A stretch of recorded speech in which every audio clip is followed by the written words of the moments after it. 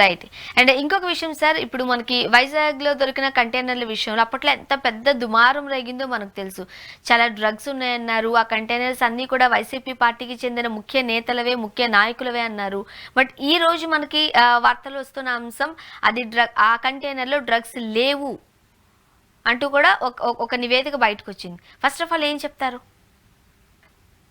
విశాఖలో ఆ రోజు జరిగింది ఏంటంటే విశాఖ సిటీకి రెగ్యులర్ గా ట్రాన్స్పోర్ట్ అవుతుంది. విశాఖ సిటీనే ఇండస్ట్రియల్ సిటీ, ఆక్వా బిజినెస్ అన్నీ ఉంటాయి. ఆడ పోర్ట్ ఉండేది, ఆడనే దిగుమతులు వస్తాయి. అంటే ఒక కంటైనర్ వచ్చిందని 25,000 కిలోలు ఎంతో వచ్చిందని, దాంట్లో అంటే ఏరే ఉన్నాయి, దాంట్లో 25,000 కిలోలకు సంబంధించినటువంటి బ్యాగ్స్, దాంట్లో డ్రగ్స్ ఉన్నాయి అని చెప్పి అనుమానం వచ్చేసిందని ఒకటేదో పోలీసులు విచారణ రోజు రెగ్యులర్గా ఏదైనా చెకప్ లో చేస్తూ ఉంటారు. ఆ సందర్భంగా వచ్చిన దాన్ని దృష్టిలో పెట్టుకొని జగన్మోహన్ రెడ్డి గారు తెచ్చేసినాడు. ఆ 25,000 డ్రగ్స్ బ్యాగ్స్ అన్నిటిని అమ్మేసి ఎలక్షన్ ఖర్చులకు వాడుకుంటాడు అనే స్థాయి గెలిపినారు. ఆ రోజు సిపి గారు ఉన్నటువంటి సిపి గారు అన్ని వివరణ ఇచ్చిన తర్వాత కూడా ఆయన జగన్మోహన్ రెడ్డి మనిషి కాబట్టి అట్లే చేస్తాడు, ఆయన కోఆపరేషన్ చేయలేదు, పోర్టుకి వర్షం వస్తా ఉంటే ఉద్దేశపూర్వకంగా దాన్ని తడిసి నాశనం అయ్యేది, ఇన్ని మాట్లాడేసినారు. ఏది ఇప్పుడు 6 నెలల తర్వాత సిబిఐ ఏం చేసింది, అది ఈస్ట్ అని తేల్చింది. అంటే ఒక రకమైనటువంటి పీడ్. అంటే పీడ్ అంటే ఏంటి, ఆ రోజు కూడా అదే అన్నీ వచ్చాయి. ఆడ కాక్వా ఇది ఉంది, ఇతర హోటల్ బిజినెస్ కి సంబంధించి ఉంది, ఉత్పత్తికి సంబంధించి వాటన్నిటికి ఫీడ్ అది. దాన్ని తీసుకొచ్చి ఏకంగా డ్రగ్స్ చేసి పడైనారు. దీనివల్ల వైసీపీ రాజకీయంగా నష్టం వచ్చింది. రాష్ట్రానికి ఎంత డ్యామేజ్, భారతదేశ వ్యాప్తంగా విశాఖ సిటీ ఆంధ్రప్రదేశ్కే కాదు భారతదేశానికే తలమానికం. అలాంటి ఇండస్ట్రియల్ సిటీ, మంచి సిటీ, ఆంధ్రప్రదేశ్ నంబర్ 1 సిటీ పైన ఇట్లాంటి ఆరోపణలు చేస్తే ఎంత బ్రాండింగ్ మీద దెబ్బతింటుంది. పైపిచ్చు 2 పార్టీలు ఇట్లా ప్రతి దాంట్లో, కాకినాడలో సిట్టు, కాకినాడలో 42% గుంజేసినారు, దానికి ఒక కేసు, ఈడ విశాఖలో ఇట్లా చేస్తూ ఉంటే ఇండస్ట్రియల్ గా వచ్చే వాళ్ళు ఎవరన్నా సానుకూలంగా వస్తారా, భయపడరా, ఏంది ఇది ప్రతిదాన్ని ఇట్లా రాద్ధాంతం చేస్తున్నారని. అక్కడ ఖచ్చితంగా ఆ రోజు మీడియా ఛానల్స్ విపరీత పోకలు పోయినాయి. ఆ రోజు ఆ మీడియా ఛానల్ ఈ రోజు సమాధానం చెప్పాలి. ఆ రోజు అన్ని మాట్లాడేసినాం కదా, ఈరోజు సిబిఐ ఒకవేళ సిబిఐ చెప్పి తప్పనని చెప్పండి, పోనీ కాంపిటెంట్ గా అండి. అదే సమయంలో వైసీపీ కూడా దీన్ని సీరియస్ గా తీసుకొని ఖచ్చితంగా లీగల్ పొజిషన్ లోకి వెళ్ళాలి. నిజంగా ఆంధ్రప్రదేశ్ ప్రభుత్వం కూడా బిల్డ్ ఏపీ అన్నప్పుడు ఇదన్నీ బిల్డ్ ఏపీకి నష్టం వచ్చే చర్యలు కదా, వారనే కేసు పెట్టాలి. ఖచ్చితంగా ప్రధాన మీడియా ఛానళ్ళు ఇట్లా చేయడం అనేది చాలా దుర్మార్గమైన విషయం. ఇప్పటికైనా వాళ్ళు ఆలోచించకపోతే ప్రజల ముందు వాళ్ళు కూడా చులకన అవుతారు. కానీ సార్, అప్పట్లో ఈ కంటైనర్స్ అన్ని కూడా వైసీపీకి చెందిన నాయకులవే అని అన్నారు కదా, ఇప్పుడు ఆ కంటైనర్స్ ఎవరివి అన్న విషయం ఏమైనా బయటకు వచ్చిందంటారా? అసలు కంటైనర్లు ఏమి లేదని కదా, అది జనరల్ గా వచ్చిన బిజినెస్. ఈస్ట్ అంటే అర్థం ఏంటంటే ఫీడ్ వచ్చింది పోయింది, రోజు వస్తూ ఉంటుంది పోతా ఉంటుంది. అసలు దాంట్లో ఉంటే కదా వైసీపీ వాళ్ళు అయ్యేది. కాబట్టి అసలు వైసీపీకి సంబంధం లేదు, ప్రభుత్వానికి సంబంధం లేదు, రొటీన్ గా జరిగే ప్రక్రియ అనేది ఈరోజు సిబిఐ తేల్చింది. సిబిఐకి తేల్చడానికి 6 నెలలు పట్టింది. కానీ ఆ మీడియా ఛానల్ కి 6 నిమిషాల్లో చెప్పేసినారు ఎవరో అని. అంటే వాళ్ళ ఇష్టం. ఆ రోజు సరిపోతే చాలనుకున్నారు, సరిపోయింది, ఎంతో కొంత నష్టం వచ్చింది, ఇట్లా ఆలోచించిన చేశారు. కాబట్టి అది వైసీపీకి సంబంధం లేదు, తెలుగుదేశానికి సంబంధం లేదు, అది జనరల్ గా వచ్చే ఫీడ్. కానీ దురదృష్టవశాత్తు రాజకీయ ప్రత్యర్థుల మీద ఆ రోజు కొన్ని మీడియా సమస్యలు దాని ఆధారం చేసి తెలుగుదేశం, దాని కౌంటర్ గా వైసీపీ వాళ్ళు పరస్పరం చేయడం వల్ల ఆంధ్రప్రదేశ్ పరువు తీశారు. ప్రజలకి విశ్వాసాన్ని ఏంది, ప్రతి దాన్ని ఇంత చిన్న సెంటిమెంట్ విషయాన్ని, సున్నితమైన విషయాన్ని కూడా ఇంత రాజకీయం చేస్తారని ప్రజల ముందు అసహ్యానికి ఏర్పడింది. కానీ ముఖ్యంగా ఈ ఇష్యూ అయితే దేశం అంతా కూడా ఫోకస్ చేసిన విషయం మనకు తెలిసిందే సార్. అప్పట్లో అధికారంలో ఉన్న వైసీపీ వాళ్ళకి సంబంధించిన నేతలు కావచ్చు, అందులో ఏమీ లేనప్పుడు దానిని ప్రజల్లో చూపించడానికి, ప్రజల్లోకి చెప్పడానికి ఎందుకు విఫలమైంది? ఈరోజు వైసీపీ ఓటమికి గల కారణాలు వెతుక్కుంటూ పోతే ఇది కూడా వన్ ఆఫ్ ద రీజనే కదా. ఎందుకంత అలసత్వం వహించారనుకోవాలి. ఎందుకు విఫలమైందంటే వైసీపీ ఆ రోజు ఎందుకు విఫలమైందో ఈ రోజు అర్థం. నిజానికి దీన్ని బ్రేక్ చేసింది మస్ట్ మన ఇహ, అంటే సిబిఐ ఈస్ట్ అని తేల్చింది అని మనం బ్రేక్ చేసినాం. ఆ తర్వాత మీడియా ఛానల్స్ అనుకున్నాయి. తమాషా ఏంటంటే దాంట్లో డ్రగ్స్ వచ్చాయని బాగా ప్రచారం చేసినటువంటి ఈనాడు, ఆంధ్రజ్యోతి వాళ్ళు సిబిఐ అది డ్రగ్స్ లేవు ఈస్ట్ అని తేల్చిందని చాలా తక్కువ ప్రాధాన్యత ఇచ్చి రాసినారు. ఎవరు వాళ్ళు అంటే ఆ రోజు డ్రగ్స్ అని చెప్పిన వాళ్ళు ఇండైరెక్ట్ గా. ఇప్పుడు సమస్య ఏంటంటే అసలు ఏ వార్త లేని పేపర్ ఏదైనా ఉంటే సాక్షి. సమస్య అంటే ఈరోజు సాక్షి వాళ్ళు ఫస్ట్ ఎడిటింగ్ చేసుకోవాలి కదా, నష్టపోయింది ఊరు వాళ్ళే కదా పొలిటికల్ గా. ఫస్ట్ ఎడిటింగ్ పెట్టుకొని సిబిఐ తేల్చేసింది, ఆ రోజు ఈ మీడియా ఛానల్స్ అన్ని అబద్ధాలు చెప్పిన వాళ్ళు ఘంటాపదంగా చెప్పుకునే ఒక ధైర్యంగా, అది నేషనల్ ఇన్స్టిట్యూషన్ కదా సిబిఐ అనేది, వాళ్ళు తేల్చారని సాక్షి వాళ్ళకు సింగిల్ లైన్ లేదు. తమాషా ఏంటంటే అది డ్రగ్స్ అని చెప్పిన వాళ్ళన్నా రాసినారు, కనీసం ఆ పత్రిక వాళ్ళన్నా రాసినారు 2-3 లైన్లు వార్తగా. ఇది అసలు ఏమీ రాయలేదు. ఇంక దాన్ని బట్టి అర్థం అవుతుంది వాళ్ళపైన ఎందుకు నిందలేస్తారంటే, నిందలేసినా వాళ్ళు కడుక్కోవడం చేత కాదు, లేకపోతే తుడుచుకోవడం చేత కాదు, తర్వాత నిజం తెలిసినా కూడా దాన్ని చెప్పుకోవడం చేత కాదు అనేది రుజువు అవుతుంది. కాబట్టి చాలా ఈజీగా వాళ్ళని ఎత్తున రాళ్ళేసినారు.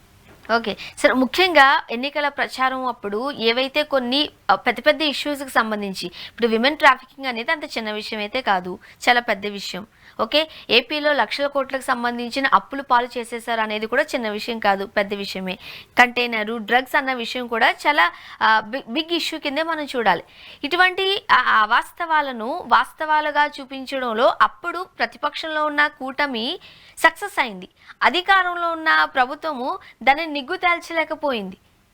ఎందువల్ల అంటారు? ఇంత అవాస్తవాలు ప్రచారం చేయడానికి వీళ్ళే వాళ్ళకు ఊతమిచ్చారనుకోవచ్చా?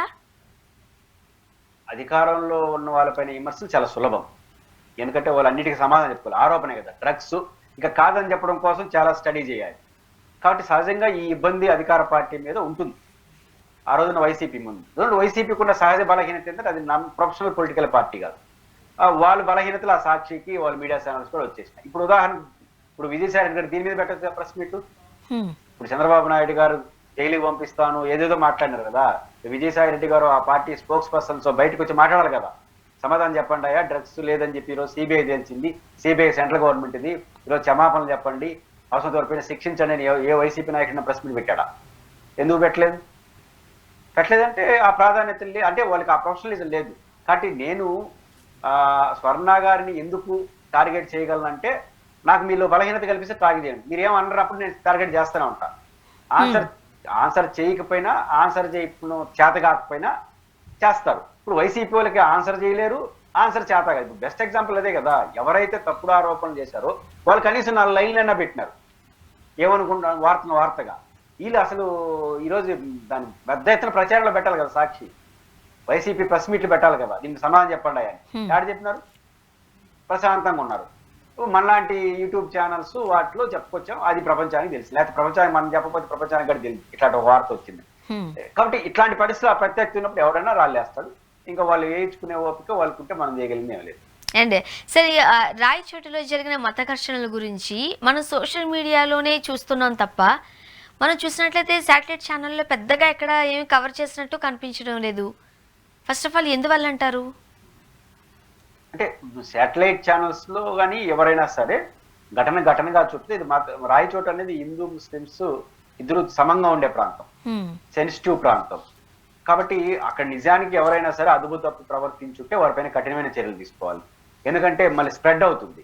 ఎందుకంటే మతం అనేది చాలా సున్నితమైన అంశం, అసలు రాకూడదు ఘటనలు. పొరపాటున వచ్చిందంటే దానికి బాధ్యులైన పట్ల కఠినంగా వ్యవహరించాలి, ఇమీడియట్గా వ్యవహరించాలి. ఫస్ట్ గొడవలు రాకూడదు, వచ్చినా కూడా మత సామరస్యాన్ని పెద్దలతో కూర్చొని మాట్లాడి పీస్ వాతావరణం తీసుకురావాలి. అదేవిధంగా దీంట్లో ఉద్దేశపూర్వకంగా చేసేలో కఠినంగా వ్యవహరించాలి.